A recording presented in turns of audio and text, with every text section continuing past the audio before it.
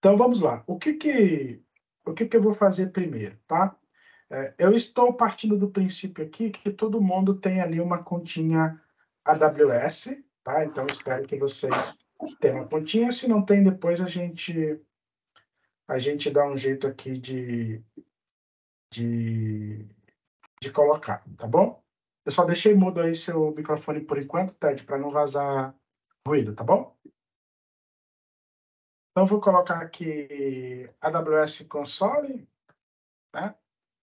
Vou clicar aqui e vamos acessar nossa conta AWS, tá bom?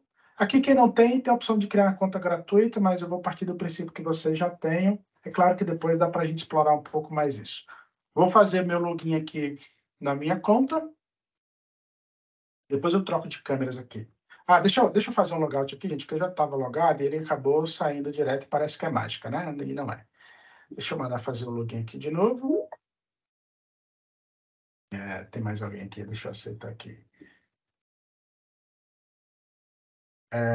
E aqui tem duas maneiras de você acessar uma conta AWS, tá? A primeira opção que você tem, sempre quando você cria uma conta na AWS, é você acessar com o usuário root, tá? O que é o usuário root aqui, só para trazer um contexto para a gente, tá? O usuário root é aquele usuário que você usou para criar sua conta, tá? Então, quando você cria essa conta com seu e-mail, aquele é o seu usuário root. Então, você pode entrar com o seu usuário root ou pode entrar com o seu usuário IAM. O que é o seu usuário IAM? É que depois que você cria o seu usuário root, você entra na AWS, no serviço IAM da AWS, e você cria um usuário para você trabalhar ali com a sua conta. Por quê? Porque a boa prática diz que você não deve ficar criando nenhum projeto no seu usuário root, tá? Isso aqui não é uma boa prática de AWS, é uma boa prática de tecnologia, né? Você nunca usa o usuário administrador para ficar rodando as coisas ali dentro do seu ambiente. Normalmente você tem um outro usuário para isso, tá bom? Então aqui eu vou entrar com o meu usuário IAM. Toda vez que você vai entrar com o seu usuário IAM, ele vai pedir o ID da sua conta. Então toda vez que você cria uma conta na sua AWS, né? Quando você cria a conta na AWS, você vai ter uma ID da sua conta. Então, é um ID único. Eu vou entrar aqui com o meu ID, e aí vou passar para o próximo passo. Ele vai pedir o meu usuário e a minha senha. Então, vou colocar aqui o meu usuário. E agora, vou colocar aqui a minha senha, que eu tenho aqui registradinha aqui no meu cofre de senha. Bom, beleza. Cliquei. Feito isso, ele vai logar aqui na minha conta, tá? Eu estou olhando aqui meio pro lado, gente, porque eu estou com 2 monitores aqui. E aí, para não ficar trocando a câmera toda hora, eu vou ficar olhando aqui para o lado, tá bom? E a console da AWS, que vocês já conhecem, a aparênciazinha pode mudar de usuário para usuário, porque você vai colocando aqui aqueles serviços que você usa com frequência, você vai colocando eles aqui como na favoritos, né? Aqui ele mostra os mais recentes, aqui ele vai trazendo uma série de informações, tá bom? Então, aqui você tem o serviço, mas, de qualquer forma, você tem a lista de serviços aqui, que é um montão, e você pode procurar o serviço aqui pesquisando, tudo bem? Então, aqui estamos na continha. Outra coisa que é sempre importante, aqui está o usuário que você logou, a sua conta, e é muito importante você sempre observar a região onde você quer criar o seu serviço, tá? Tem alguns serviços que são globais, significa que ele é independente de região, e tem alguns serviços que são regionais, tá?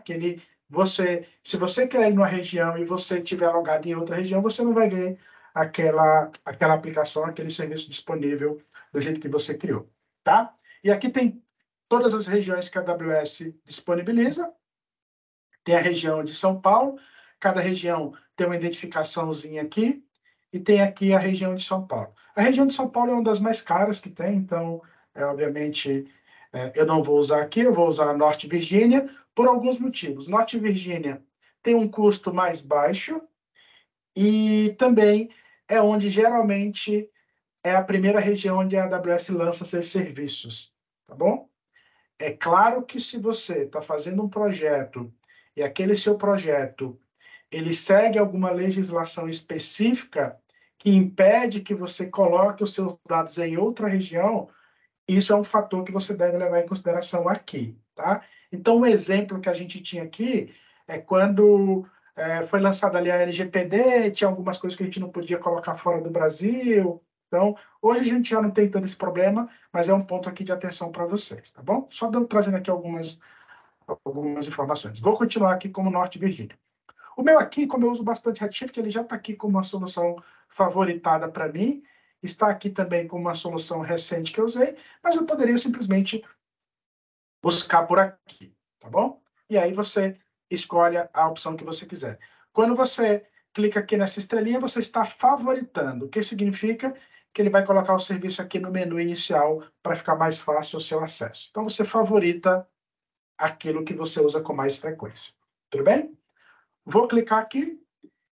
E como eu falei, vamos começar já criando um cluster e depois a gente vai lá, enquanto cria, eu vou falar um pouco da arquitetura para vocês entenderem o que tem por trás disso. Eu acho muito importante que qualquer pessoa, independente do que ela atua como uma solução, ela conheça um pouco da arquitetura com proeficiência, tá bom? Então tem alguns avisos aqui que está falando da versão do Query Editor, mas eu não vou dar atenção para isso agora. E aqui eles atrasam alguns números. Ele está falando que eu tenho um nó, eu tenho um nó sob demanda, eu tenho 0 instâncias reservadas, eu tenho 5 snapshots automáticos, eu tenho um snapshot manual. Aqui são uma espécie de backup que eu posso usar aqui. E eu tenho um cluster que está pausado. Tá? O que eu quero fazer? Eu quero criar um cluster novo, que é o que a gente está propondo ali para vocês. Então, é muito simples. Eu vou clicar em criar cluster, né? E aí eu tenho que dar um nome para o cluster. Isso aqui, gente, eu passei para vocês o link aqui do GitHub. Vocês podem baixar, clonar, fazer download, aí vocês usam a melhor forma que vocês quiserem. E eu coloquei algumas informações lá, tá? Então, uma das coisas que tem lá é o nome do cluster. Então, eu vou copiar, que eu estou preguiçoso hoje. Então, eu vou só copiar e colar. O nome do cluster, eu estou dizendo que vai ser Cluster Workshop Redshift, tá? Aqui tem alguns pontos que é importante você observar. O identificador deve ter entre 1 e 63 caracteres, e os caracteres válidos são de A a Z, somente letras minúsculas, e hífen. Então, se eu colocar qualquer letra maiúscula aqui, ele já vai reclamar, porque ele está falando assim, cara, é letra minúscula. Então, beleza, letra minúscula. E hífen. Então, se eu trocar aqui o hífen por um underline, ele também já vai reclamar, tá? É só uma informaçãozinha aqui, boba, mas ele está descrevendo aqui, mas eu gostaria de trazer isso para vocês, tá?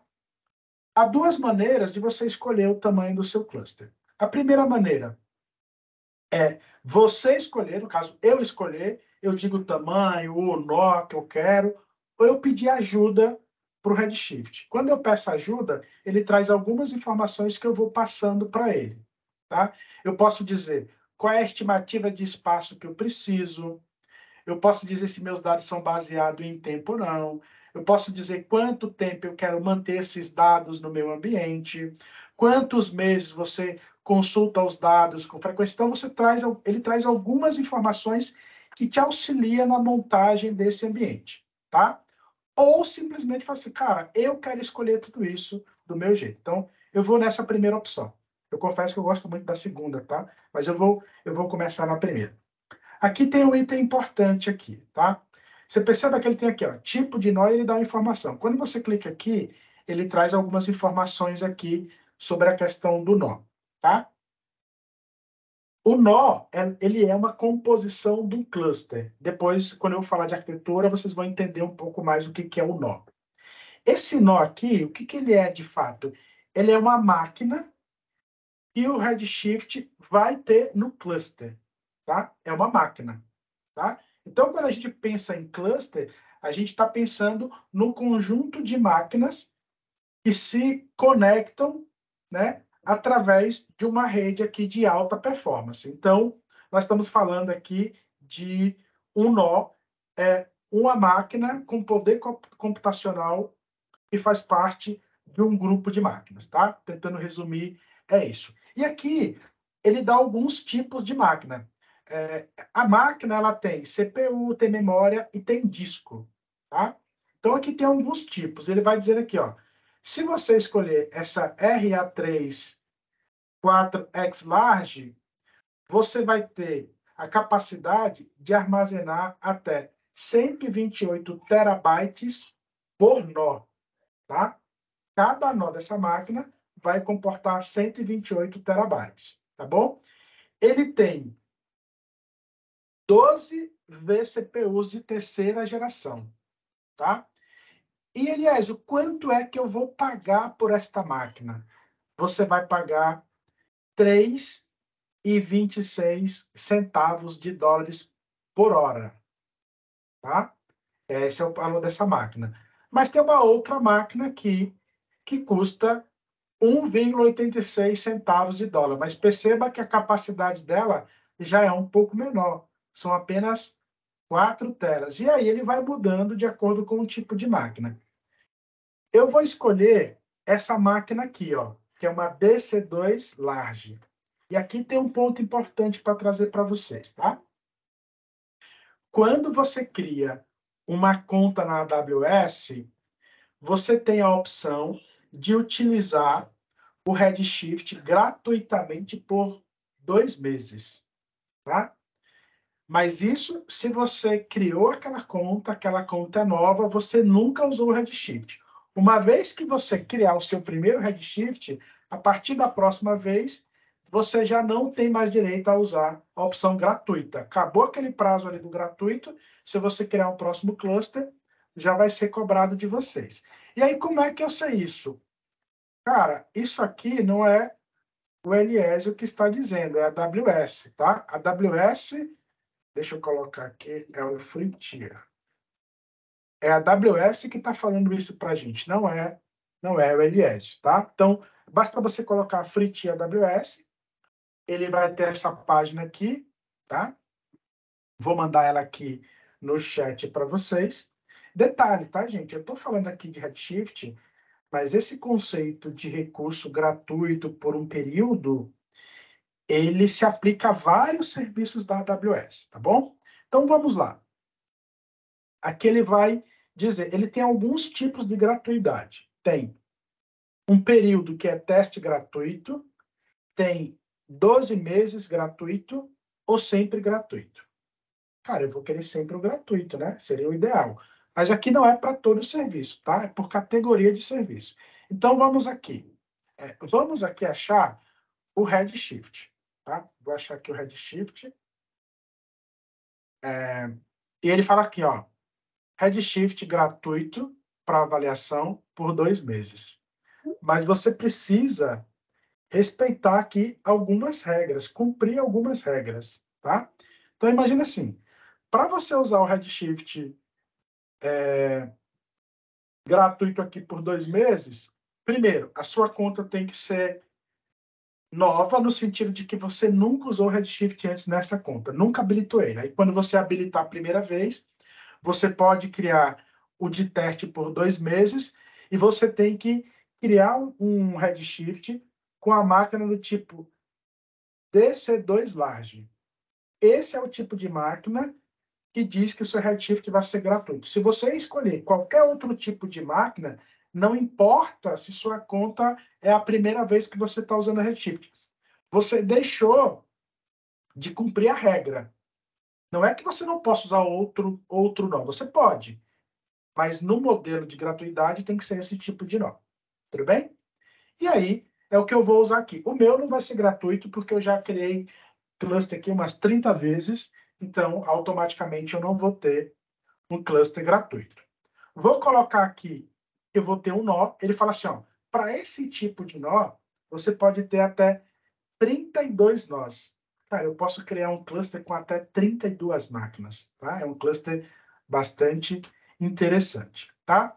Ele está dizendo aqui quanto que vai me custar por mês, lembrando que eu já usei esse ambiente antes, então eu não tenho mais direito à gratuidade, tá bom? Uma outra coisa que você pode fazer é carregar um banco de dados de teste. Então, ele tem um banco de dados chamado Ticket, e ele já é um banco de dados de teste, tá? Se eu clicar aqui, ele também vai me trazer algumas informações, ó. Para criar um cluster do Amazon Redshift, a fim de que você possa aprender sobre esse serviço, selecione Free Trial, a de avaliação. Você pode, então, usar o tipo do nó DC2, aquele que eu falei para vocês, tá? Então, só vou fechar aqui, ele traz essa informação. Outra coisa muito importante, aqui já vai a primeira dica, tá? Perceba que esse banco de dados chamado Ticket, ele contém os arquivos de exemplo individuais, 2 tabelas fato e 5 dimensões. O que significa isso? E esse banco de dados aqui, ele já é criado no modelo multidimensional. Ele já é criado no modelo de DW.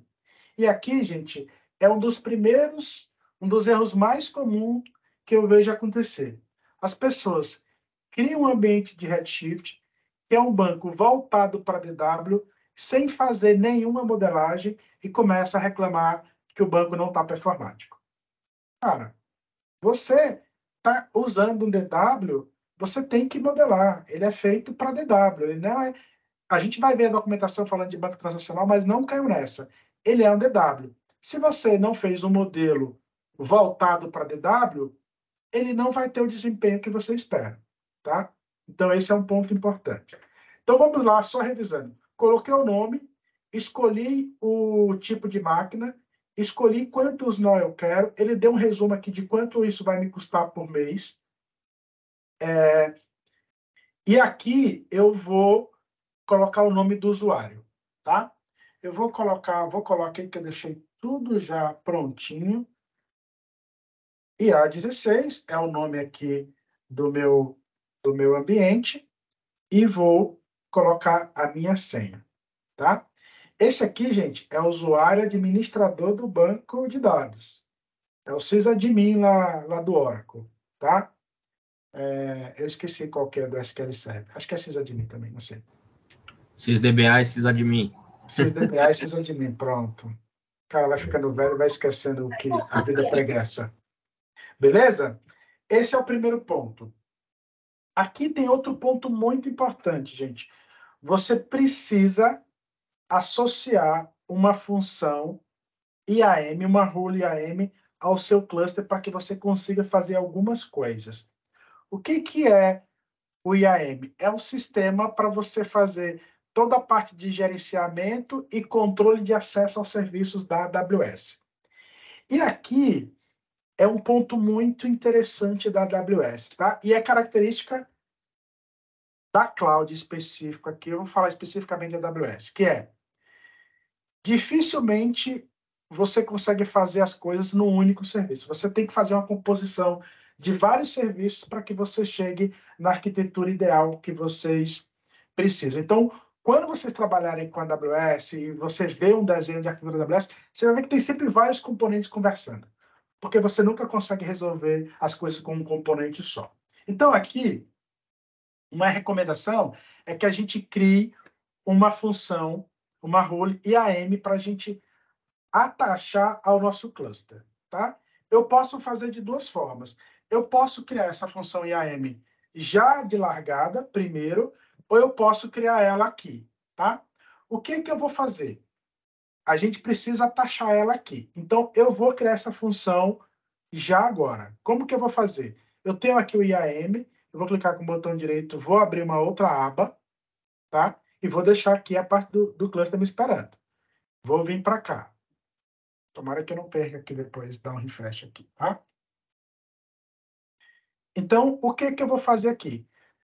Eu vou criar uma função IAM para que eu consiga usar no meu cluster. Poxa, aliás, mas IAM, como é que funciona? Cara, cada serviço da AWS merece um treinamento e uma atenção especial. Cara, cada serviço aqui é muito amplo, tá? Então, eu vou tentar não desviar nosso foco aqui para a gente não perder aqui o nosso objetivo. Mas o que eu quero fazer? Eu quero criar o meu aqui está em português, tá? Seria uma rule, uma função. Aí você diz aqui que você quer criar uma função, tá? Isso aqui também, gente, eu coloquei como primeiro passo lá no documento que a gente criou. Você quer criar para qual serviço? Para o Redshift, tá? Redshift. Pronto. Você pode usar essa opção customizada mesmo. Então, eu quero criar uma função para serviço da AWS, para o serviço Redshift e uma função para o Redshift customizada. Aí eu vou para o próximo passo, tá? Quando você cria uma função, você tem que atribuir uma política. E aqui, o que é uma política? É realmente aquilo que diz, que determina o que você pode fazer dentro da AWS, quais serviços você pode acessar dentro da AWS, tá? Então, uma função, ela é sempre um grupo de políticas. Uma função é um agrupamento de uma ou mais políticas, tá bom? Então, tentando resumir, é isso. Então, o que eu vou fazer?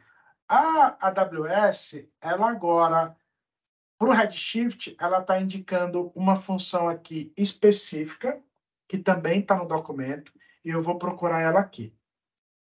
É esta função aqui, ó.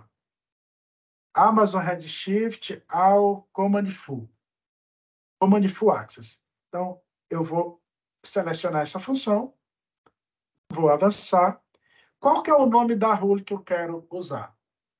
Provavelmente ele vai reclamar que o meu já tem, porque eu já criei, mas não devo ter salvo, tá? É essa aqui, tá? Eu vou colocar aqui, eu vou testar, pode ser que eu já tenha criado, tá?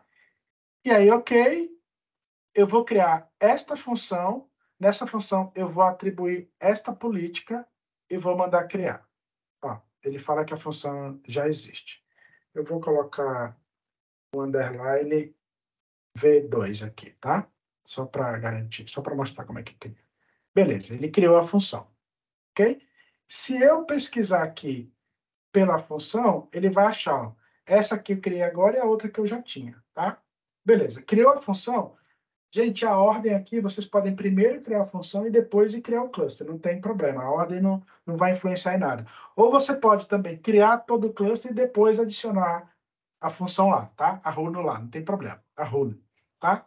Então, vou vir aqui agora, eu vou primeiro excluir essa aqui que ele trouxe, que já tá, vou mandar remover, e vou mandar associar uma função nova. E aqui eu vou procurar a função que eu quero, tá? Então, você pode pesquisar pelo nome, igual exatamente eu fiz. Ela vai aparecer aqui, eu vou selecionar e vou mandar associar. Ok?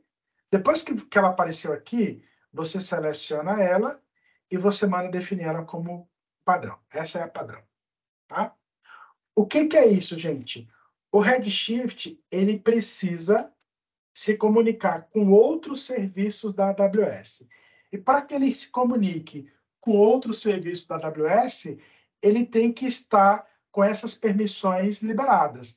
E essa função ela faz isso. Ele diz aqui, ó, essa política contém permissões para executar comandos SQL, para copy, load, consulta de dados. Então, essa função vai me permitir que eu consiga executar essas funções no Redshift. Tudo bem?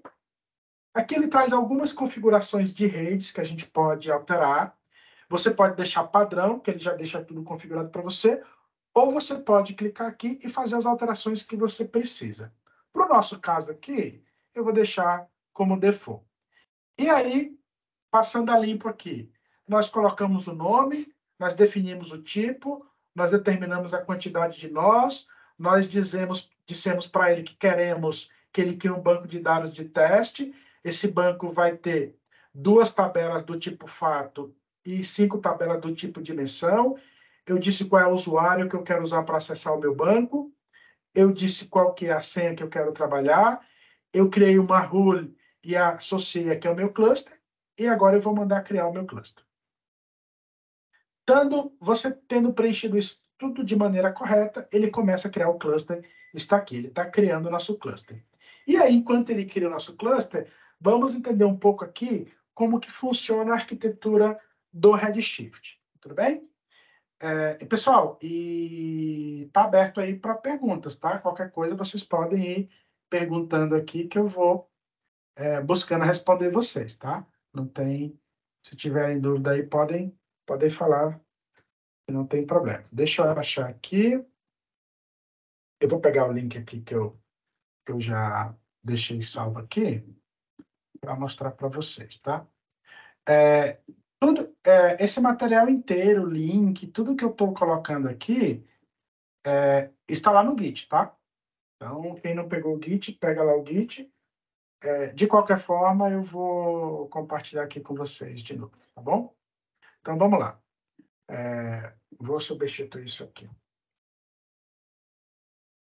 Para falar de arquitetura, vou olhar direto na documentação, que é o melhor lugar para isso. Não adianta eu ficar tentando reinventar a roda, criar um PPT aqui, só para falar de arquitetura, essa documentação já fala disso melhor do que eu, né? Então, mandei o link aí para que vocês possam ver. E eu vou dar um overview aqui da arquitetura do Redshift, tá bom?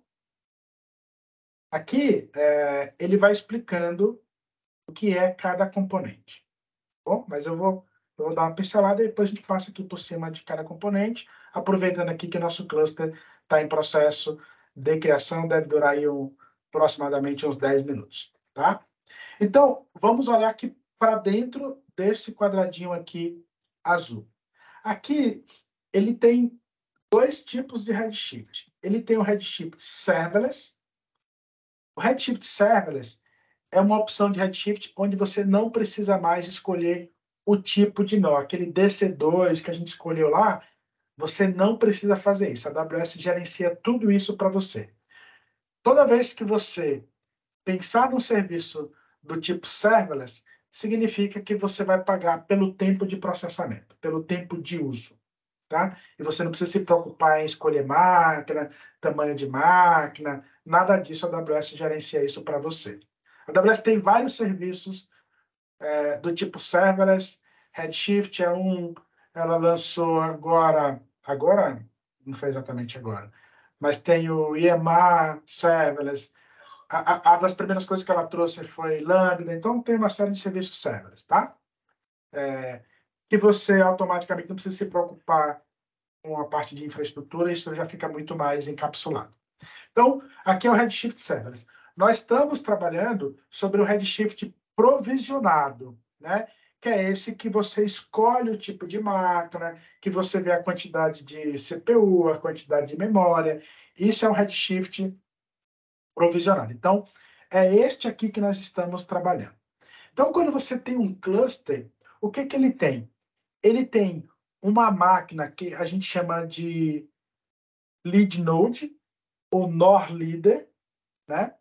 E nós temos algumas máquinas que se chamam compute node, né? Ou nós de computação. Então, o que acontece aqui, tá? No nosso ambiente aqui que nós estamos criando, isso aqui é um cluster, ó. É um conjunto de máquinas que vai te permitir um poder de armazenamento e processamento, tá? Então, é um conjunto de máquinas. Então, nós temos aqui, neste exemplo, um conjunto de 5 máquinas. A máquina que é o NOR Leader e 4 máquinas com poder de processamento e armazenamento. Tudo bem? Então, ele tem Compute Node 1, 2, 3 e 4. Então, isso aqui é um cluster. Aliás, o que é o AWS Nitro? Ele está falando aqui que é o tipo de máquina que ele usa, tá? Que ele pode usar. Beleza? Outra coisa. O que são esses pontinhos azuis aqui, né? Isso aqui é o que nós chamamos de slice. O que é um slice? É uma separação lógica de armazenamento e processamento que a gente tem dentro do Redshift, tá?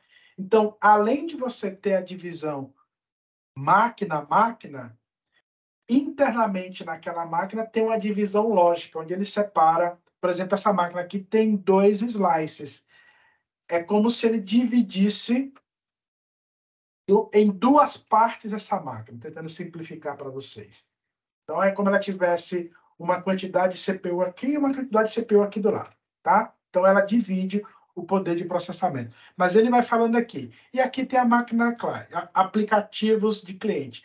E é aqui onde você usa para se conectar. Tudo isso aqui que está ao redor são aplicativos de cliente. Então, ele fala assim, o aplicativo de cliente são as ferramentas que você usa para se conectar no Redshift. Seja uma aplicação, seja uma ferramenta de dashboard, seja uma ferramenta de consulta, qualquer aplicação que você usa para se conectar ao Redshift. O cluster é isso que eu falei. É o componente principal, que é um conjunto de máquinas. O NOR Leader é aquilo que eu estava falando. Gerencia a comunicação entre os programas clientes e a comunicação entre os nós de computação. O que significa isso, gente? Que se um serviço qualquer quer consumir dados do Redshift, ele nunca vai chegar diretamente no nó de computação. A comunicação dele vai ser através do nó líder, e o nó líder vai fazer essa interface entre as máquinas de computação, tá bom? A comunicação nunca é direta no nó de computação, tá? Nós de computação é onde, de fato, você tem ali o seu poder de processamento, onde os códigos e os dados são armazenados, é onde você tem ali os nós de computação. E a parte aqui de storage, que são os discos que a gente tem para armazenar os dados do Redshift. Vocês viram que quando a gente escolheu o tipo de nó, ele dizia ali a capacidade de armazenamento que aquele nó tinha, tá? E o que ele chama de fatias de nó é o que eu chamei lá de slice, que aqui está em português, tá? Mas se eu colocar aqui em inglês, você vai ver que ele vai chamar isso aqui de slice, tá? Ó, slice. O que é o slice? São esses pontinhos azul. É uma divisão lógica dentro da tua máquina para que você tenha ali poder de processamento dividido, rodando as coisas em paralelo. Tudo bem? E aí vem toda a parte de rede, que é a comunicação entre os nós, banco de dados, que é o que você cria dentro do teu ambiente, que a gente vai fazer aqui nesses 2 dias. E aqui, gente,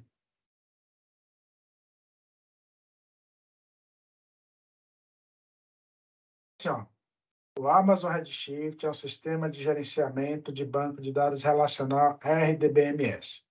Portanto, é compatível com outras aplicações RDBMS. Embora forneça a mesma função de RDBMS típico, incluindo funções de processamento de transações online, como inserção e exclusão de dados, o Redshift é otimizado para análise de alta performance e relatórios de conjuntos de dados muito grandes. Cilada Bino, tá? Cilada Bino. Cara, não vamos tratar o Redshift como banco de dados relacional comum para você rodar a sua aplicação transacional. Cara, a gente vai ter problema, tá? Não adianta eu querer comparar o Redshift com o SQL Server, com o Oracle, que é um banco OLAP transacional padrão de mercado, tá? O Redshift, ele fala aqui que ele é otimizado para trabalhar com conjuntos de dados muito grandes. Ele é otimizado para DW, ele é feito para DW. Ele não é feito para a gente rodar aplicações transacionais, tá? Então, esse é um cuidado também que a gente deve ter, porque às vezes uma pessoa olha aqui a documentação e quer rodar uma aplicação OLTP. Aqui não é OLTP, gente, aqui é OLAP, tá? Aqui é banco de dados OLAP. Não vamos nos iludir aqui com isso, tá bom? Senão o cara, mas a documentação está falando que ela é um banco de dados relacional e que eu posso colocar outras aplicações aqui. Cara, não entra nessa pegadinha aí que vocês vão ter muita dor de cabeça. Tudo bem? Então já fica a dica que aqui é cilada. Aqui a gente consegue trabalhar com S3 e o storage, né? Então a gente consegue trabalhar com Parquet, com JSON, com Orc, e a gente vai ver isso aqui durante o nosso processo, tá bom? Vamos ver aqui como é que está nosso cluster. Olha só que legal. Nosso cluster está bonitinho, está criado, e agora a gente vai começar uma nova etapa aqui, tá? O que a gente vai fazer aqui, gente? Eu vou mostrar aqui a parte de explorar o painel para dar uma visão para vocês. Vamos fazer conectar aqui no banco, tá? E aí depois a gente dá 10 minutos de intervalo, toma uma água, toma um chá, café não, porque café não vai atrapalhar para dormir depois, e aí a gente volta. Então sempre a gente vai dar 10 minutinhos de intervalo aqui, tá bom? Mas vamos lá. Tá aqui o meu cluster disponível. Vou clicar nesse cara. E aí ele traz aqui algumas informações. O nome do meu cluster, que ele já está disponível, o tipo de nó, quantos nós eu tenho. Ele me dá aqui os endpoints, que é como eu posso conectar. Ele me dá aqui onde eu baixo o drive JDBC, ou ODBC, se você preferir, tá? Ele vai trazer uma série de informações aqui. Recomendações, não tem nenhuma, a gente acabou de criar. Alguma alerta. Ele traz aqui algumas métricas, né, de como está nosso ambiente, CPU, uso de disco. Também, cara, nosso ambiente está super light, acabamos de criar, tá? Algumas ferramentas e monitoramento para consultas que a gente tem aplicado aqui, a duração da consulta, cara, se a consulta está demorando, quanto tempo ela durou, né? Performance do banco. Então, ele vai trazendo esse manualzinho aqui, a gente já consegue ter algumas informações do nosso ambiente, né? Ó, duração da consulta, tempo médio de espera na fila. Isso aqui é interessante. Quem já trabalhou aqui com Hadoop, né? Eu não sei quem trabalhou aqui com Hadoop. O Flávio com certeza trabalhou com Hadoop. A gente cria... Eu ia falar a gente criava, mas o Hadoop ainda vive, né? A gente cria filas no Yarn, né? E aí a gente concentra ali nas filas do Yarn que a gente vai criando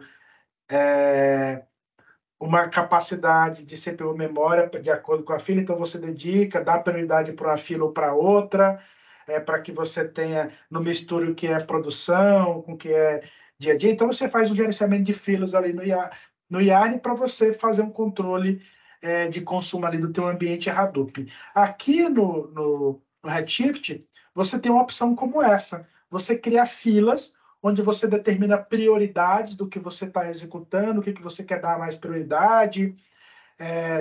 Se uma consulta entrar por uma determinada fila e aquela consulta ela dura mais que 15 minutos, você pode dizer que aquela fila vai abortar aquela consulta. Então, tem uma série de boas práticas que a gente pode usar aqui, que o Redshift te ajuda no dia a dia. O que, no geral, tá, gente? E aí eu vou trazer um pouco aqui da minha experiência. Eu não vejo a maioria dos lugares que usa Redshift usar isso. E aí, no final, o cara fica reclamando que está lento e zero de boa prática o cara aplica, tá? Programações, então, você pode deixar algumas coisas programadas, consultas, parada do ambiente, você pode deixar. Manutenção, aqui a parte de backup, snapshot, que a gente pode criar também. E propriedades. Propriedades aqui para a gente é interessante, tá? Propriedades aqui, a gente tem o nome do banco de dados. Vocês percebam que em nenhum momento nós dissemos para ele qual era o nome do banco de dados, né? Nós não falamos qual era o nome do banco de dados que a gente queria criar. Mas quando nós dissemos que era para ele criar um banco de dados de exemplo, ele cria o banco de dados dev, tá? Por padrão. Porta, a mesma porta usada pelo Postgre e o meu usuário que eu criei, tá? Se por algum motivo você quiser trocar a senha do teu usuário administrador, você clica aqui e altera a senha do teu usuário. Simples assim, tá bom? Então, é isso aqui. E aqui está a função IAM que nós atribuímos aqui. O que é que nós vamos fazer agora? Primeira coisa aqui, antes do intervalo, vamos conectar o nosso banco. Então, aqui, ele tem o consulta de dados, ele tem duas versões, tá, gente? Eu vou trabalhar só com a primeira versão, mas ele tem a versão 2 do editor. Vou clicar aqui, ele já trouxe algumas coisinhas aqui que eu tinha, deixa eu dar um clear aqui. O que eu vou fazer? Conectar-se ao banco de dados. Se você tiver mais de um cluster, ele vai trazer a lista aqui de todos os clusters que você tiver disponível, né? Os clusters que estão ativos, porque eu tenho mais de um, mas o outro está desligado. Qual que é o nome do nosso banco de dados? Acabamos de ver que é dev. Qual que é o nosso usuário? IA16, né? E aí eu vou conectar aqui no meu banco. Beleza? Tá lá, está criado, tá? O que que vai acontecer? Lembra que nós criamos um banco de dados de exemplo, né? Que é o banco de dados dev, ele fala aqui, ó. Ele criou o banco de dados dev, ele criou o esquema público, ele criou as tabelas. Tá vendo? Então, nós temos tabela fato e dimensão aqui. Tudo bem? Então, ele fala aqui, ó. Estamos conectados, nós temos um banco de dados com esse usuário e está criado aqui. Então, nós estamos aqui conectados ao nosso banco de dados e criamos o nosso ambiente. Tá bom? O próximo passo aqui é a gente começar a explorar esse ambiente fazendo aqui algumas consultas. Deixa eu só ver o que a gente está programado para hoje, porque eu acho que a gente vai conseguir avançar algumas coisas. Ah, não, a gente ainda tem falar sobre chave primária, inserir dados. O conceito de chave primária aqui é um pouquinho diferente, tá? Eu estou olhando aqui só para não me perder aqui e não deixar de passar nada para vocês. Tá bom? Então, o que nós tínhamos aqui, tá? Nós conectamos ao nosso banco de dados, então, que é as nossas tabelas.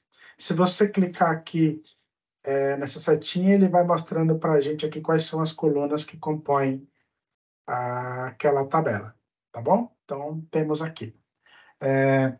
Tem um ponto aqui, deixa eu ver se eu trouxe aqui também, está lá no link de vocês, mas vou passar aqui no chat também. Todos os links eu estou passando no chat, mas está no material. Tá bom?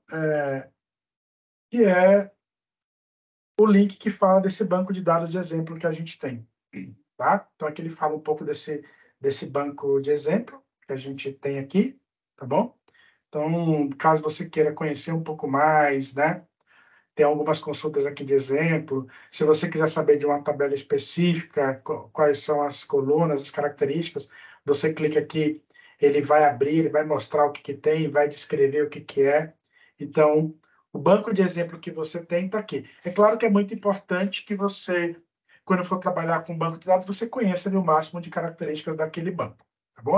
Aqui não é diferente. Isso acontece para qualquer banco de dados, no Redshift não é diferente, tá? Então, vamos lá. Então, o que a gente tem aqui? A primeira coisa foi a gente criar o cluster, tudo bonitinho. Agora, vamos começar a explorar aqui alguns pontos, né? Então, eu vou começar aqui. Nós temos aqui 7 tabelas. Deixa eu ver se eu... Então, eu tenho um select aqui da tabela de vendas e um select aqui da tabela de usuários, tá? Padrão, SQL padrão, tá? Eu coloquei o limite aqui para a gente trazer no máximo 5 linhas, tá? E ele vai trazer aqui. Aqui muda esse limite aqui, acho que MySQL trabalha com o limite ali para determinar a quantidade de linhas, né? E aí, dependendo do banco, muda ali qual é o parâmetro que você usa. Mas está aqui, ele trouxe os dados, bonitinho. E da tabela de vendas. Vamos ver aqui de usuários. Faz a mesma coisa, você vai lá e ele vai trazer aqui embaixo os dados para vocês, tá bom? Então, aqui padrão de qualquer SQL padrão que a gente está acostumado aqui. Quem já trabalha com SQL, aqui vai ser a mesma coisa. Tem aqui uma tabelinha aqui, que é uma tabela voltada para dicionário de dados, né? Para você ver características dos objetos que compõem o teu banco. Então, isso é muito comum também aqui.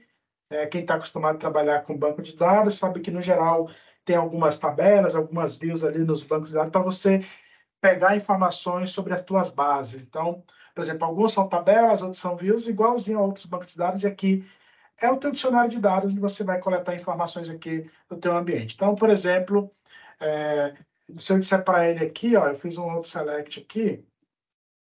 Gente, eu não vou aqui estar explicando o select exatamente, né? Vou falar um pouco do que ele faz, porque isso aqui está tudo no Git, tá? Então, ele traz aqui, ó. Eu pedi para ele trazer só as tabelas onde o esquema for público. Esse esquema aqui. Aí ele trouxe as nossas 7 tabelinhas. Tá bom? Eu quero ver quais são os bancos de dados que existem aqui no Redshift, né? Tem uma tabelinha onde você verifica isso também. Ele vai te mostrar quais são os bancos de dados que existem aqui. Só tem um banco de dados, que é aquele banco de dados de exemplo que nós criamos o Dev. Então, ele trouxe aqui o banco de dados, tá? E aí você vai... quais são os esquemas que existem no Redshift, tá? Também tem uma tabelinha para isso. Então, aqui nós estamos trabalhando basicamente aqui com dicionário de dados, tá bom? Ó, só tem lá um banquinho de dados. Eu acho que eu repeti aqui o select. Na verdade, era este aqui que eu queria trazer.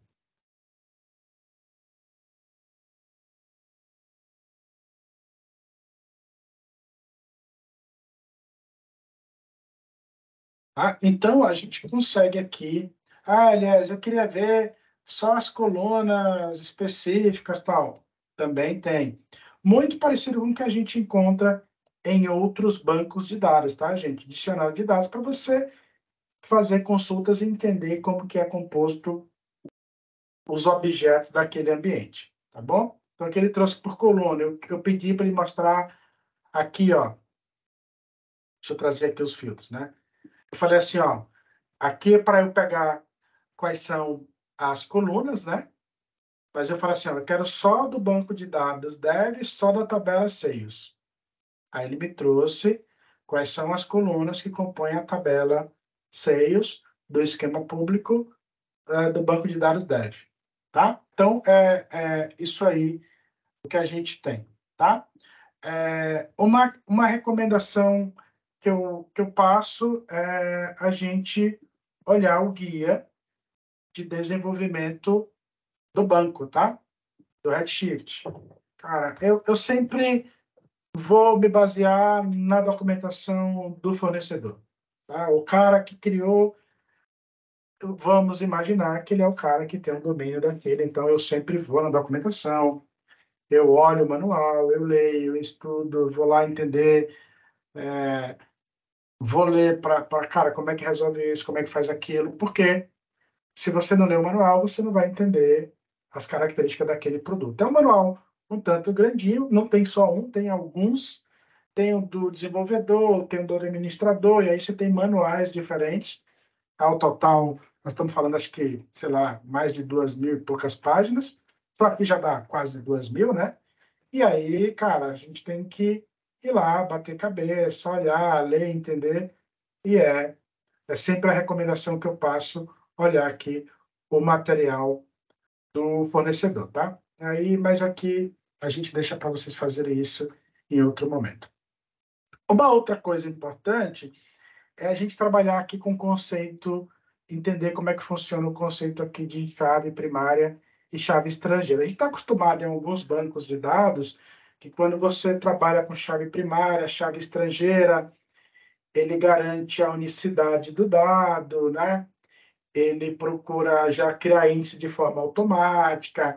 E aí esse conceito aqui de constraint dentro do Redshift, ele é um pouquinho diferente, digamos assim, né? E o conceito de índice também, tá? Porque aqui a gente trabalha com o conceito de chave de distribuição. Então, é um conceito um pouquinho diferente do que a gente está acostumado com os bancos relacionais que a gente usa no nosso dia a dia para nossas aplicações transacionais, tá bom? Então, vamos começar aqui com o conceito de chave primária. Eu vou começar criando uma tabela aqui, tá? Eu vou aqui e vou criar uma tabela. Normal, create table, nome da tabela, o nome da coluna, o tipo de dado e por aí vai. Deixa eu perguntar uma coisa para vocês. Está muito pequeno aqui a letra? Quer que aumente um pouquinho? Como é que está aí? Dá para enxergar? Eu consigo ver de boa aqui, aliás. Boa. Não sei Eu o tô, pessoal. tô de boa aqui porque meu óculos está limpinho, hein? Mas se precisarem aumentar, eu aumento aqui. Ô, Carlos, se tiver aí, se tiver, quiser, aumenta aí, jovem. Tô brincando, quero tirar sarro de você não, tá, Carlos? Vamos lá, vamos trabalhar. Então, beleza, eu vou criar a tabelinha. Vai aparecer uma tabelinha aqui, nova. E ele vai criar uma tabelinha nova para a gente aqui, tá? Legal. Olha uma coisa interessante. A tabela que eu criei chama-se departamento. Criou aqui.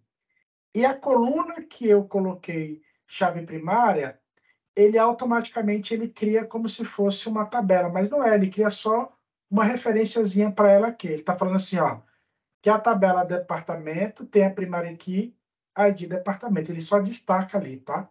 Então, esse é um ponto interessante, tá bom? Eu vou criar aqui algumas outras tabelinhas aqui, tá? Criar a tabela departamento com a chave primária, primary key, e vou criar ela aqui com chave estrangeira, tá?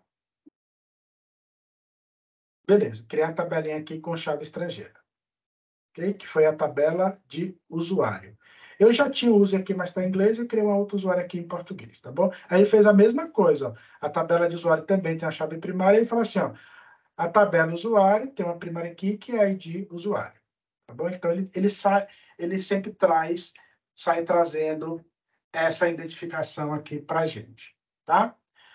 Existem algumas maneiras, algumas sintaxes que você pode usar para criar chave primária, chave estrangeira. Eu vou mostrar outra forma, não vou executar, porque a tabela já existe. Mas perceba que é a mesma tabela. Aqui eu criei aqui em cima, né? Aqui também, aqui embaixo eu fui destacando diferente. Ó. Identifiquei lá embaixo. É igual nos outros bancos, tá? Não vou precisar criar de novo aqui não, tá? Então vamos lá para a gente começar a fazer aqui a validação. Beleza. A primeira coisa, nossas tabelinhas não têm nenhuma informação em nenhuma das duas, elas acabaram de ser criadas, né? Então, elas estão vazias, tá? Era melhor eu ter dado um count aqui, mas tudo bem, está vazio. Vamos começar a fazer uma ingestão de dados aqui, tá? Começar a fazer uma ingestão de dados aqui. Só para a gente começar a entender algumas coisas. Eu vou primeiro fazer o processo de ingestão, depois a gente começa a validar aqui algumas coisas. Tá bom? E aqui tem algumas formas, só para mostrar que ele segue padrões ali de outros bancos. Então, eu disse que eu quero inserir na tabela departamento, eu destaquei quais são as colunas que eu quero preencher e quais são os valores que eu quero passar. Tá? Essa é uma forma. Tá? A outra forma é, você não precisa dizer quais são as colunas, mas precisa passar valor para todas elas. Aí, cara, padrão de qualquer banco de dados que a gente está acostumado. Tá bom? Segue o baile, acho que eu cliquei com o botão errado, mas tudo bem. Beleza. Ele fala que inseriu ali, né? Vamos ver se inseriu mesmo. Eu inseri um departamento de engenharia, arquitetura, ciência, DevOps e vendas, tá? Tá aqui os departamentos aqui criados. Agora vamos criar usuários, né? Ah, não, ainda a segunda opção aqui também, só para mostrar que a gente pode inserir informações de maneiras diferentes, tá? Outra maneira de inserir. Eu vou inserir aqui. Aqui a gente já começa a perceber alguns pontos, tá?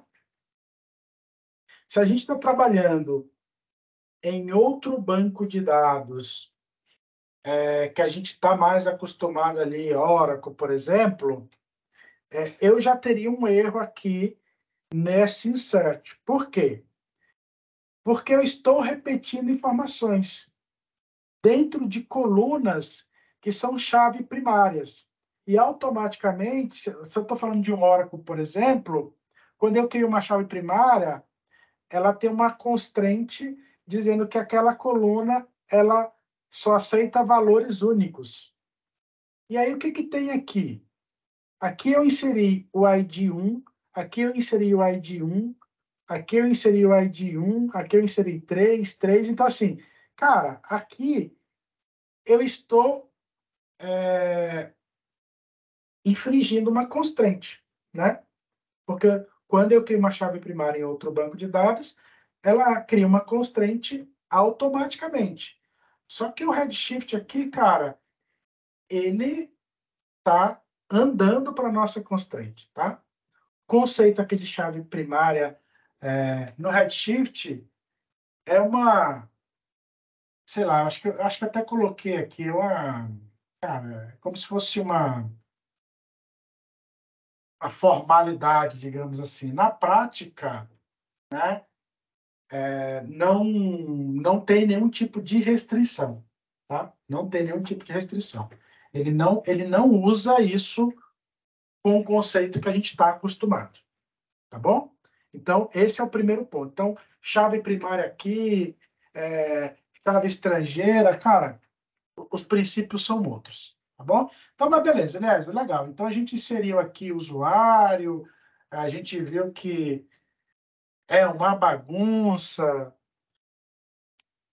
Dependendo do olhar que você tem, do que você trabalha no dia a dia, você vai achar que é uma bagunça. Mas são características diferentes, tá, gente? São simplesmente assim. É um modelo de trabalho diferente. Para quem segue banco de dados, que segue o conceito de constraint firmemente para garantir a integridade do dado, né? A gente entende que o cenário aqui é completamente diferente, tá? Mas não vamos nos assustar ainda não, tá bom? Aqui é muito parecido com quem estuda banco de dados relacional e passa a ter o primeiro contato com banco de dados NoSQL. A gente fica sem entender coisa nenhuma, tá? Quer dizer, a gente fica sem entender coisa nenhuma, não. Eu vou tirar por mim. Eu fiquei mais tonto do que barata quando leva baigô na cara, né? Falei, cara, como é que pode? Não tem esquema, um negócio meio louco. E aí a gente depois vai acostumando que tem cenário para tudo. Tudo bem? Então, aqui, só para mostrar, inserir aqui alguns usuários. Percebam que o ID aqui é o mesmo, não reclamou, coloquei ele aceitou, associei com o departamento aqui, mas você vê que tem um monte de ID repetido e para ele tudo bem, ele não teve nenhum tipo de qualquer problema aqui, tá bom? Aliás, e como é que funciona a questão de atualização de dados?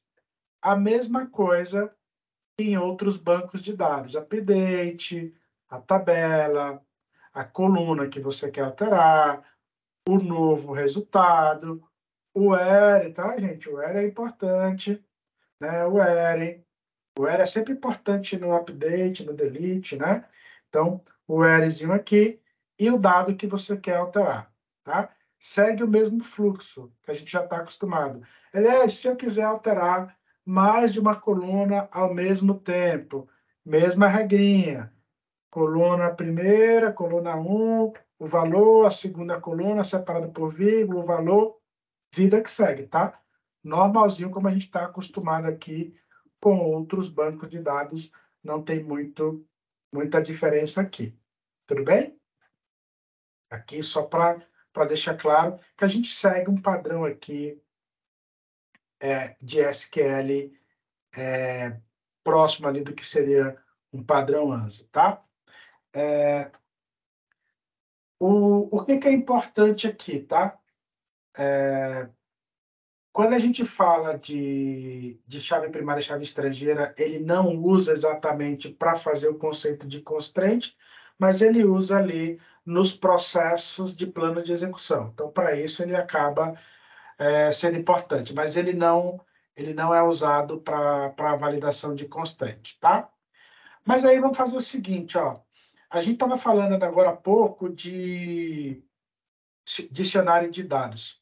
Pessoal, tudo bem até aqui? Alguma dúvida? Estou muito rápido? Por enquanto tá tranquilo aqui. Beleza. Eu não tô explicando aqui SQL, porque, cara, isso aqui é nosso arroz com feijão, então eu não estou explicando. Mas se alguém depois quiser deixar no grupo, beleza, cara, faz um de SQL para quem está começando. Aí eu Eu vou buscar meus scripts ali no HD na época de Oracle. Não sei mais nem escrever select, mas eu vou atrás. Diego me ajuda aqui.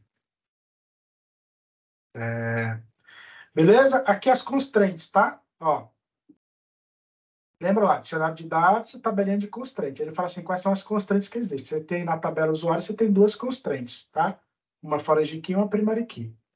E na tabela de departamento, você tem uma constraint que é uma primary key. Cara, muito parecido com o que a gente faz em outros bancos de dados. Se você quiser ver uma tabelinha específica, você traz ali, embora a gente já tenha visto aqui, né? Mas você também consegue pesquisar, tá bom? Agora vamos fazer o negócio aqui que a gente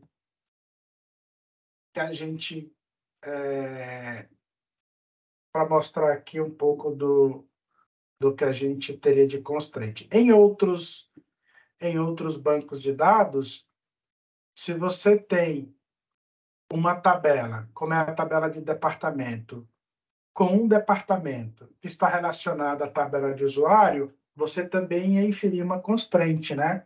Porque você está tentando apagar um dado que está relacionado com outro, você começa a gerar dados órfãos, né? E aí ele ia dar um errinho ali de constraint. Cara, de novo, o Redshift está andando para isso. Você quer apagar? Apaga, amigão. Segue o baile, segue o fluxo e tudo bem, tá? Não tem problema nenhum. Então, aqui, cara, ele apaga geral o dado, tá? Ele não vai reclamar. Mas se você quiser apagar a tabela que tem a constraint, aí o cara vai lá e reclama, tá? Aí, o que você faz? Então, você pode apagar a constraint. Olha só, eu tentei apagar um dado de uma tabela e aquele dado tem relação com outra tabela. Ele não reclamou. Agora, se eu tentar apagar a tabela que tem uma constraint, ele reclamou, porque ele fala que tem uma dependência aqui. Aí, você tem algumas opções. Você pode ou deletar a constraint, ou usar o cascade. Tá? Lembra do very bom cascade? Né? Ó, se você tentar apagar assim, ele vai dar um aviso aqui. Tá? Agora, se eu tentar apagar assim, ele vai funcionar. Ou você poderia, agora não vai dar mais certo, né? Ou você poderia alterar a tabela removendo a relação de constraint. Ele estava dizendo que aquela tabela tinha um outro objeto relacionado. Então, ele olha essa validação de constraint na hora do DDL e não na hora do DML, tá? Só para a gente ter um pouco de atenção em relação a isso. Tudo bem? Beleza. O que mais que a gente tem aqui para hoje? Falamos de inserir, falamos de atualizar e nós iríamos pausar nosso cluster. Mas como a gente tem aqui 30 minutos, dá para a gente avançar para algumas coisas do dia de amanhã, não tem problema. E eu vou pular, por enquanto, essa parte do pausar o cluster, tá? Vou deixar para pausar o cluster só no final. Se eu pausar antes, vira bagunça, né? Então, vamos começar aqui um pouco de SQL mais básico, tá? Gente, padrão que a gente está acostumado. E aqui tem uma coisa interessante. Deixa eu ver se eu deixei esse link aqui para vocês. Deixa eu procurar aqui, que eu queria comentar uma coisinha com você. Deixa eu ver se eu acho aqui. Não sei se eu coloquei o link aqui para vocês. Deixa eu trazer uma coisinha aqui para vocês. Eu deixei um link aí, que é legal depois que vocês olhem, tá?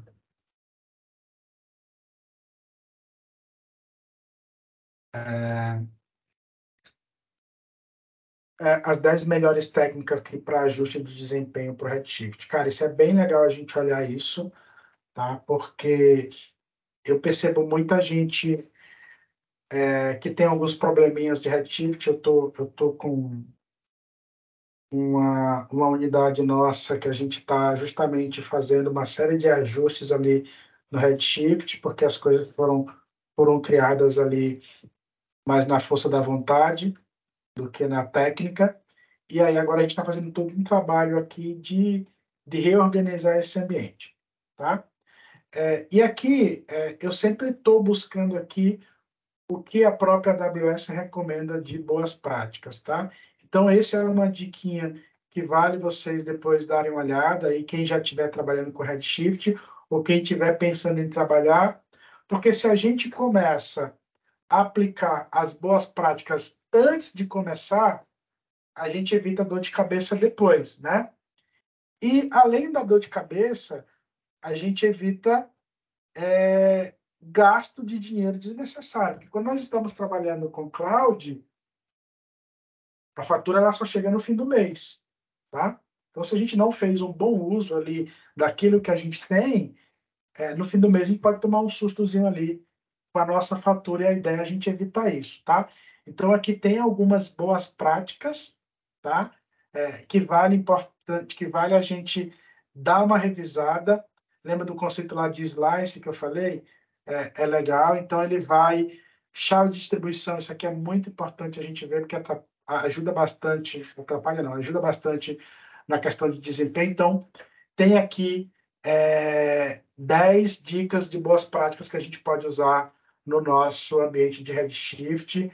E aí, quem já está trabalhando com Redshift ou tem o desejo ou a necessidade de começar a trabalhar, é sempre bom começar a trabalhar da melhor forma.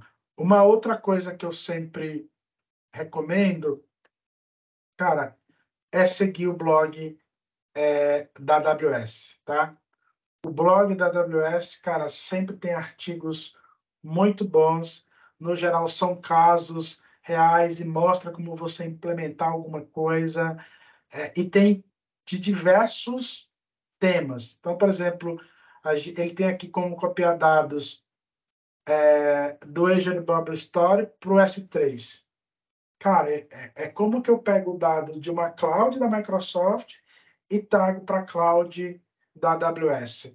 Do storage da Microsoft, da Azure, para o storage da AWS.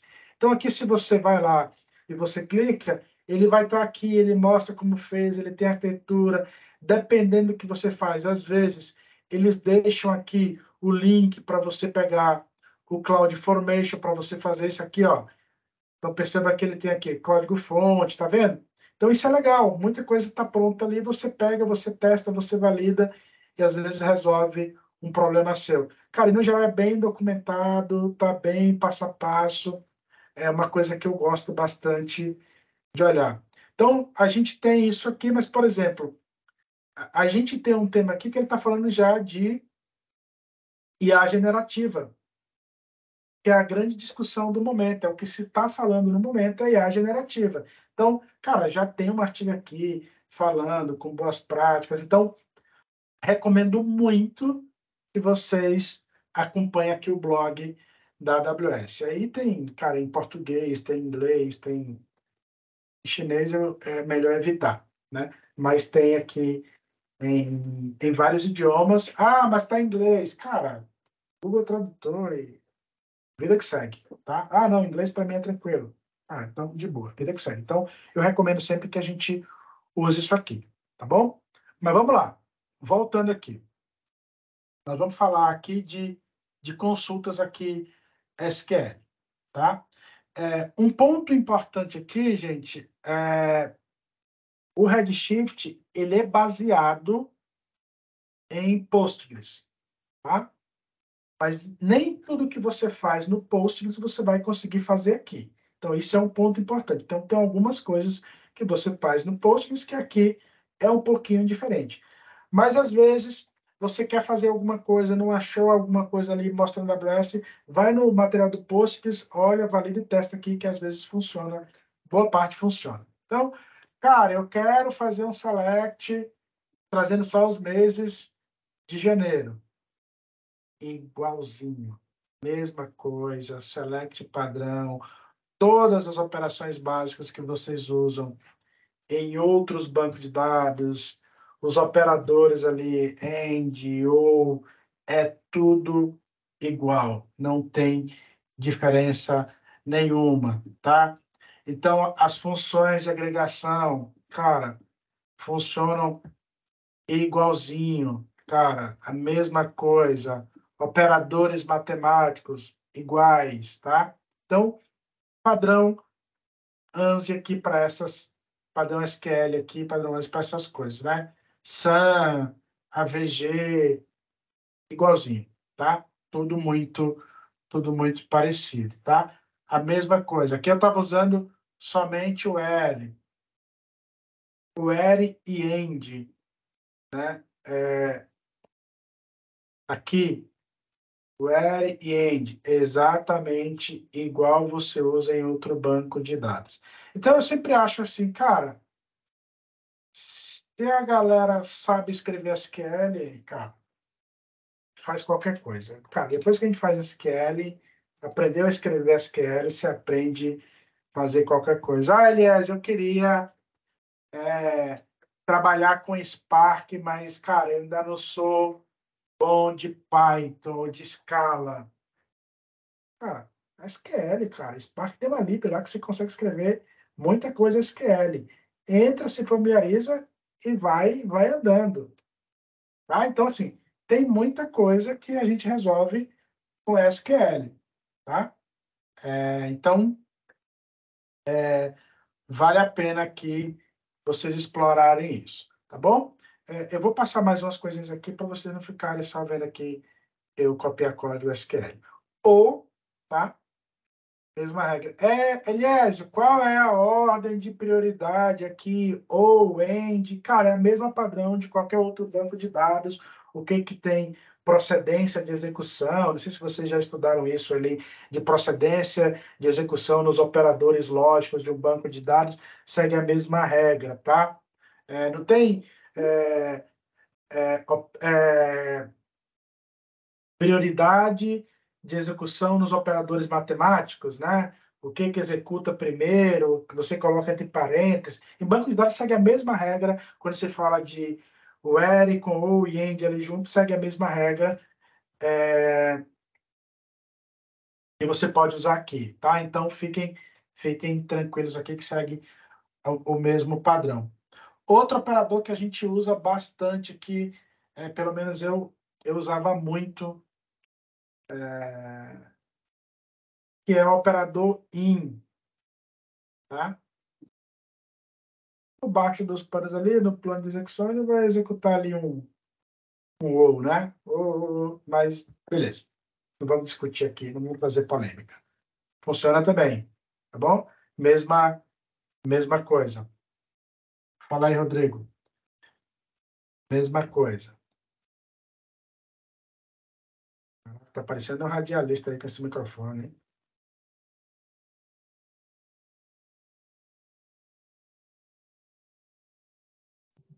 E a mesma coisa. Tô sem meu fone aqui. Boa, boa.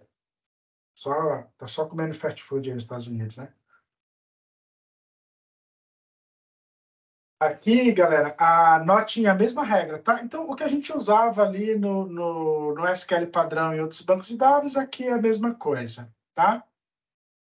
Vou mostrar aqui um negócio que a gente quer DBA, quer cortar a mão de desenvolvedor, quando ele executa isso no banco de dados. Like, né? A gente já pega logo ali um ASEC, quando o desenvolvedor solta like ali no banco de dados, a gente quer tirar os dedos dele. Mas tudo bem, porque é uma operação cara para o banco de dados. Funciona também aqui no Redshift. Me traga todas as cidades da tabela usuários, onde a cidade inicia com com a letra E. Aí ele vai lá buscar. Cara, aquelas regrinhas de like lá que a gente usava antes, funciona igualzinho aqui, tá? Eu quero que você me traga todas as cidades onde a primeira letra da cidade seja E a terceira letra seja I. Não me importa que tem como segunda. A primeira tem que ser E e a terceira tem que ser I. Tá aqui. Padrão like, bonitão. Tá bom? Tem mais likes lá no código. Vocês podem testar depois. Mas, de novo, Cuidado que o DBA vai cortar a mão de vocês com like aí. E a última aqui, me traga todas as cidades, não importa com que letra comece, qual é a primeira posição, a segunda, mas que termine com a letra I, tá? E aqui, desculpa, a segunda letra seja I, não importa o que vem depois, né? É isso mesmo, ó. Primeira letra não me importa, a segunda letra tem que ser I, e o que vem depois não me importa. Então, tá certo. Beleza? Então, padrão aqui é SQL, tá? Eliésio, e aí como é que a gente faz com operadores, né? Funciona, não funciona, os operadores ali, os agregadores, né? Vou trazer todos aqui para vocês de uma vez só. Só para mostrar. Aqui, gente, é só para desmistificar aqui um pouco do que é o Redshift. Count, padrão, tá? Trazer a quantidade de linhas daquela tabela. Normalzinho, igual aos outros, tá? Operador SUM, igualzinho também em qualquer outro banco de dados, tá bom? Operador AVG, quero saber qual é a média, cara, igualzinho nos outros, tá? A mesma regrinha, então, aprendeu SQL, cara, você vai rodar aqui felizão no Redshift, aqui que você não vai ter nenhum tipo de problema, tá bom? E aqui tem os outros operadores que a gente está acostumado a fazer, né? Tem os operadores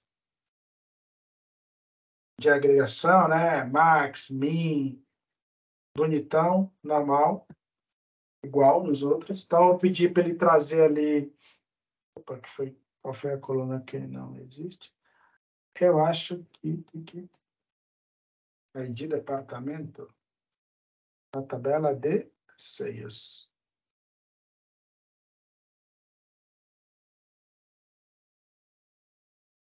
Ah, isso aqui não. Deixa eu tirar esse filtro aqui. O que está sem isso? Não sei de onde eu tirei essa tabela aqui, essa coluna de departamento, que não existe na tabela, né? Número de linhas, quantidade, o valor máximo, preço mínimo e a soma de todos os valores. Então, ele tem aqui essa quantidade de registros, o valor máximo que tem no registro é esse, o valor mínimo que tem é esse, e a soma entre os valores é isso. Então, a gente tem aqui bastante opção. Ah, tem uma outra coisa aqui que eu esqueci de trazer, mas vou colocar aqui. Distinct também a gente tem, normal, tá? Então, a gente tem Distinct aqui, normalzinho. E o que foi que aconteceu? Eu acho que eu apaguei a tabela de apartamento, não foi? Apaguei a tabela de apartamento, aí não vai funcionar, né? Então, deixa eu colocar ela aqui de novo, só para...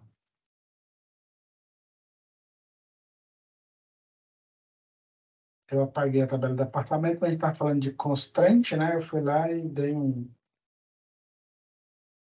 finalizar na tabela. E aí, realmente, se não tem tabela, não vai ter consulta. Simples assim. Vou jogar aqui. Vou jogar aqui jogar aqui umas consultas. Search aqui. E vamos ver se vai funcionar. Deixa eu carregar.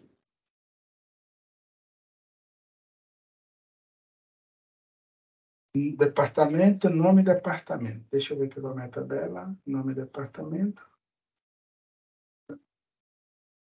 Ah, claro, né? Ele não está reclamando agora da tabela. Ele falou assim, cara, você está querendo fazer aqui, mas está faltando um group byzinho aí, né? Aí falou, aí me ajuda a te ajudar, né? Então vamos colocar um group by aqui. A regrinha que eu aprendi do group by. Tudo que não está dentro do cálculo, você agrupa. Não sei como eu aprendi isso, mas foi isso que eu aprendi. Agora vai.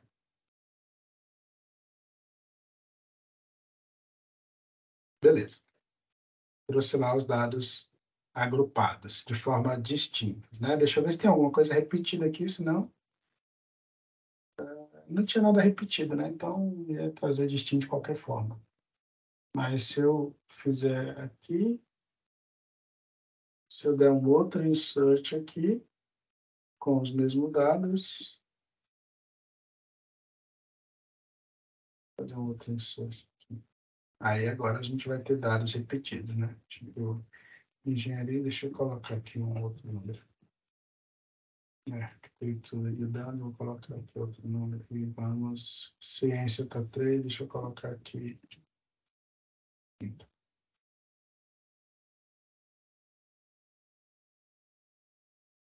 Só para ficar mais claro que ele vai trazer só os distintos.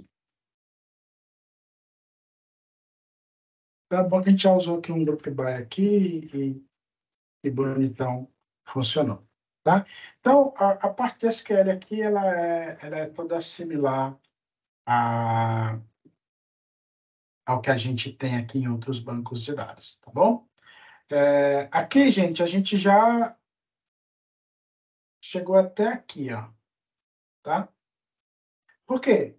Olha, mas tudo isso porque aqui a gente não foi escrevendo, né? Só trouxe o código já pronto, só para mostrar para vocês que funciona, e lembrando que isso está dentro do nosso Git.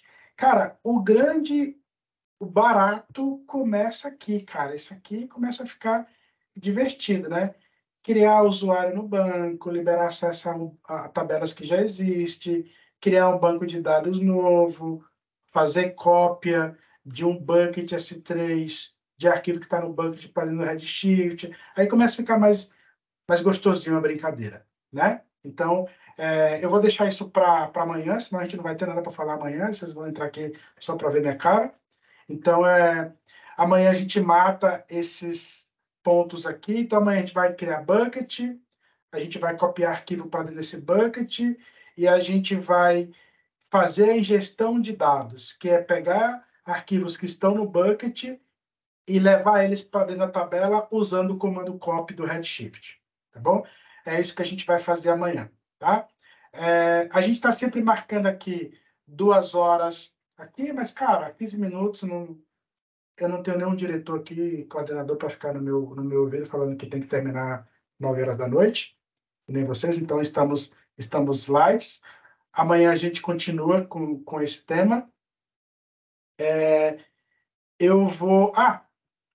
por último aqui, não menos importante, para encerrar aqui essa aula de hoje, é muito importante, essa é uma coisa positiva da Redshift. Se você não está usando o ambiente, eu vou voltar aqui, você vai lá no seu cluster, cara, esse cluster é desenvolvimento, ele não precisa funcionar 24/7, eu não preciso pagar por isso. Então, você vai lá no seu cluster, vem aqui em ações e manda pausar. Tá? Quando você manda pausar, ele vai parar o teu ambiente, você deixa de pagar por tempo de uso e a única coisa que você vai pagar aqui é o armazenamento dos dados que você tem. Mas lembra que esse nosso banco de dados que a gente estava criando, ele mostrou para a gente que nosso banco de dados ali tinha 25 megas. Cara, eu garanto para vocês que nenhum de nós vai ficar pobre por pagar 25 megas aqui armazenado na AWS. Fiquem tranquilos em relação a isso. Então, quando você pausa o teu ambiente Redshift, você paga só pelo armazenamento que você tem naquele banco, mas você deixa de pagar o maior custo aqui, que é tempo de processamento, tempo de execução. Tá? Então, essa é uma coisa importante. Se você está trabalhando com banco de dados Redshift, você tem um ambiente de produção, você tem um ambiente de desenvolvimento, um ambiente de homologação, cara, aquele ambiente que você não precisa rodar 24/7, você pausa ele para que você não tenha um custo aqui excessivo, tá bom?